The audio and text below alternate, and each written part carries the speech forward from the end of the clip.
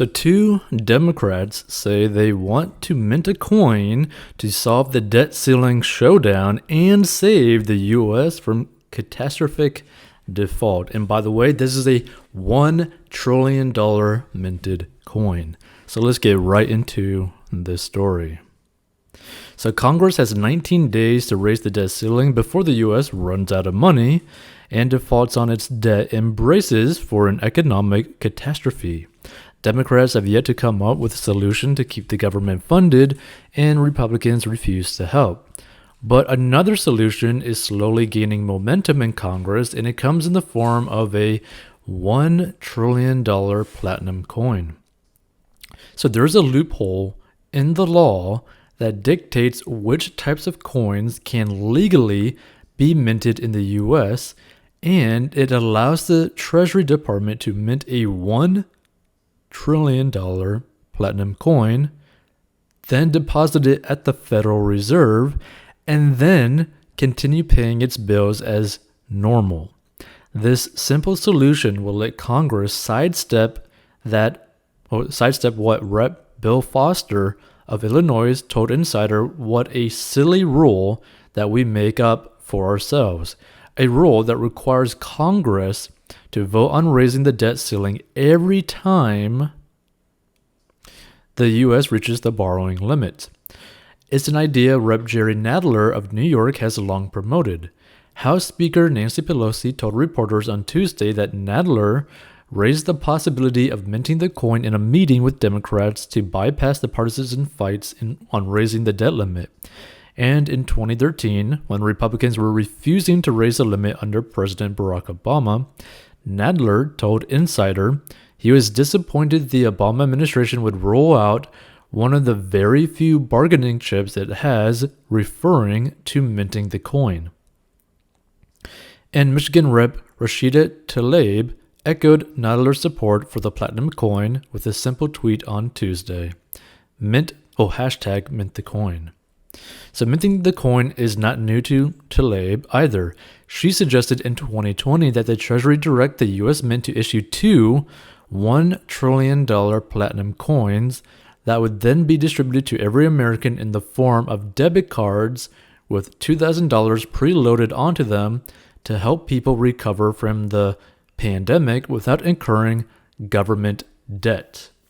So insiders Andy Kirst and Joseph Zabalas-Roig reported on the role minting the coin would play in avoiding a debt ceiling standoff, highlighting the catastrophic effect a debt default could have on the U.S. economy. Treasury Secretary Janet Yellen said allowing a default would delay Social Security payments and increase unemployment, but minting the coin would avoid that by bypassing Congress.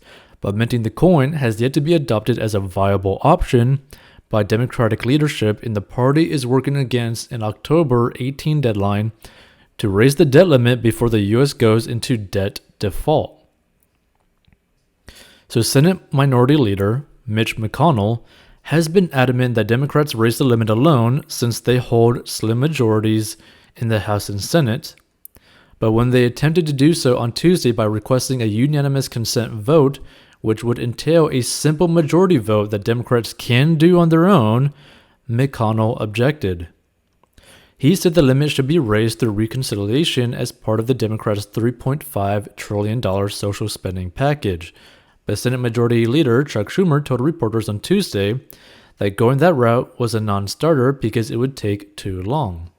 It's very, very risky, he added. We're not pursuing that. And, feel free to give your thoughts on this whole situation. Do you think that minting a $1 trillion coin every time that they just want to raise the debt ceiling is a good idea? Because this is the way that I view it. We're always going to be increasing the debt ceiling, and we're always going to be printing more money because this country as a whole, the government as a whole, has a spending problem. Just think about it for a second, right? This country, right, has the capability to actually create products, right? And selling them or providing them to other countries for money to actually generate revenue, right? So that this country could actually make money, because technically this country does not make money. It just prints money right now. And if they were to really structure this country in a way where it's actually generating revenue like a business, right? All these social plans that people want to fund can be funded. So what I mean by this, I forget exactly which country it might be. I believe it might be Saudi Arabia, but it's basically like an oil country, right? They are making so much money from like oil, from gas, right? That they are able to provide their country with no taxes at all for anyone, right? No business taxes, free healthcare, free education, right? And just like free, like there's basically no need for welfare because basically everyone's pretty good over there, right? So basically all the basically like social plans that people want to fund, if this country structured itself in a way where it's actually generating revenue to where we're earning more than what we are spending, like the simple foundations of personal finance, if the country did that, all these social plans could be funded if the country actually made money instead of printing money, right? And this is the problem that I've always seen with like these social programs and all these like spending habits of the government, right? Because the government is not making any money. None of the money that they're printing is their money. It's all of our money, and it's all our future money, and our future kids' money, and our future grandkids' money, right? They're literally stealing from every single person that pays taxes so that they could fund plans that they want to plan, right?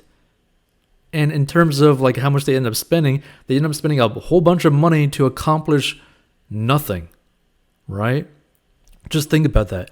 Another example, right, is with the whole Afghanistan situation and how badly that withdrawal actually failed, right?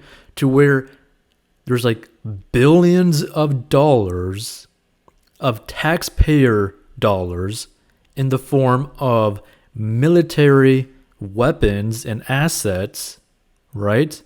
That now the Taliban has complete control over, right? So all the taxpayers gave that to the Taliban, right?